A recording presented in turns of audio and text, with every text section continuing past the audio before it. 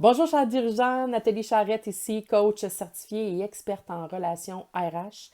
J'accompagne les dirigeants à la gestion de leurs employés avec tous les défis qui les entourent.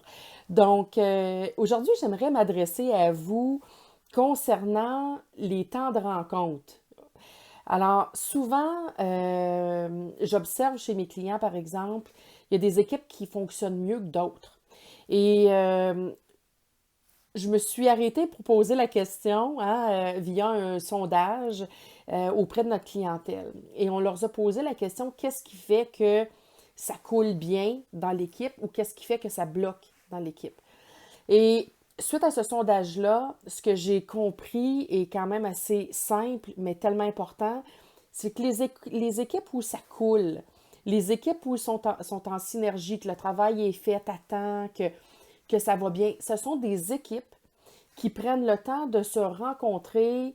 Si ce n'est pas à tous les matins, c'est aux deux matins.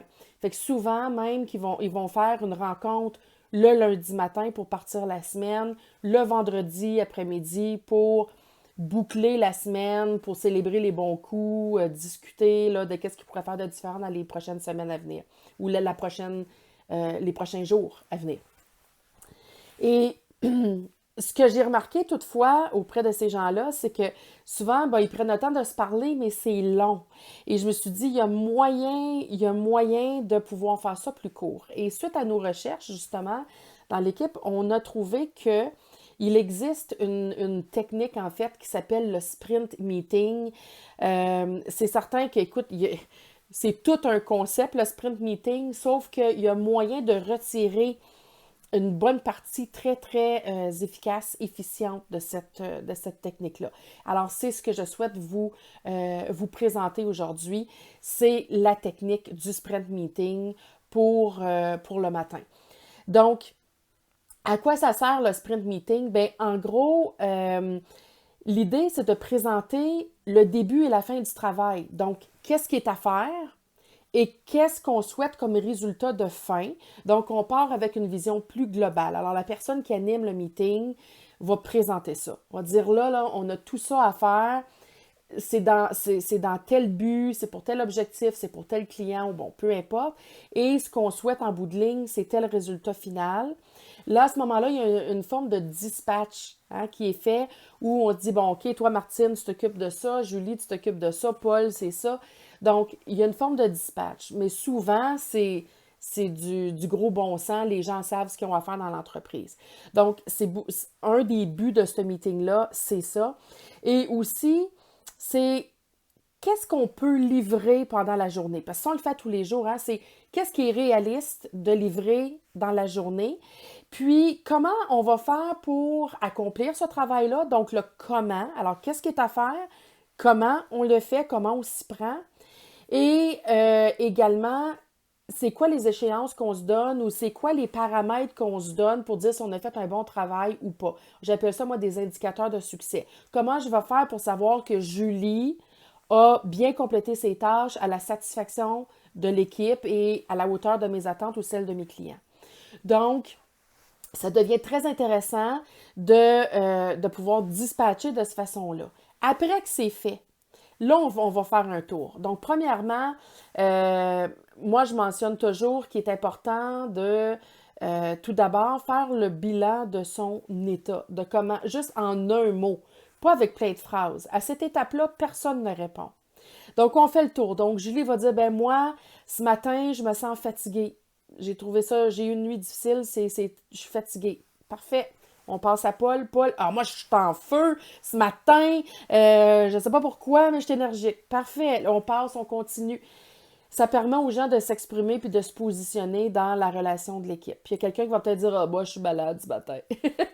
Donc, on sait à quoi s'attendre. Donc, ça permet de dispatcher en conséquence de ça aussi, où on sait où on va mettre des énergies en tant que dirigeant, qui on doit appuyer dans la journée, etc., pour respecter l'état actuel des gens de l'équipe. Le deuxième point important, c'est qu'est-ce qui marche puis qu'est-ce qui marche pas. Donc, après qu'on a dispatché, justement, on a dispatché quelque chose, par exemple, à Julie. Bon, Julie, qu'est-ce qui fonctionne dans ça? Puis où tu penses qu'ils vont être tes blocages? Fait que c'est quoi les ressources que tu as besoin? Qu'est-ce que ça va prendre pour que tu sois efficace, pour que tu sois capable de faire tout ton travail? As-tu besoin de moi? As-tu besoin de l'équipe? As-tu besoin de ressources? Ah, j'ai tel template, hein, tel modèle, je le sais, je l'ai sauvegardé sur le réseau, va voir. On a déjà fait quelque chose de similaire. Donc là, c'est qu'on débloque les gens déjà avant qu'ils partent, hein, du mieux qu'on peut, hein, pour éviter qu'ils nous reviennent dans la journée. Après, c'est une question d'établir justement les priorités. Donc, si on a tout ça à faire, ça va être quoi les priorités? Donc, d'ici la fin de la journée, je m'attends à ce que ça soit fait, ça, Julie, là, au moins.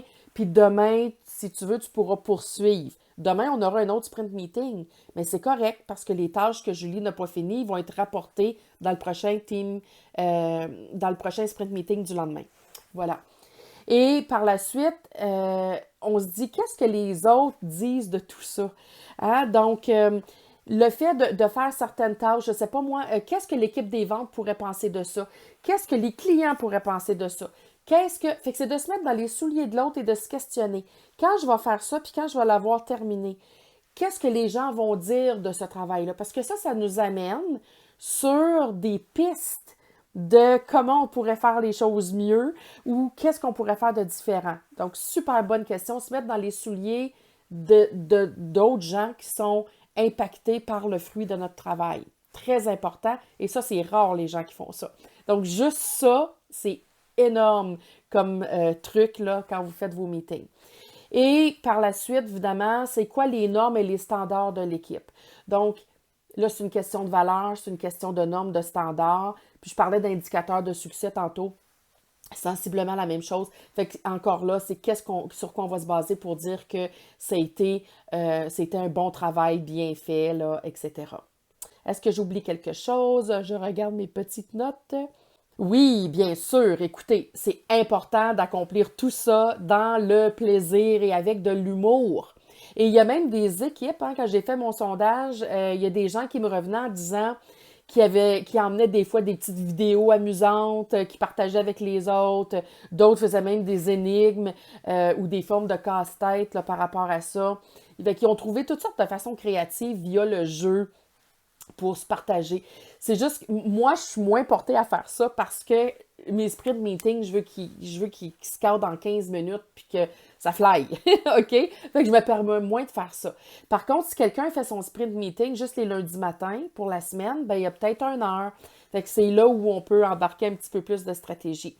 Mais si vous le faites à tous les matins, ça va être un petit peu dur d'emmener des jeux. Mais je trouve ça très intéressant quand même comme idée de créativité là, pour amener les gens à se positionner.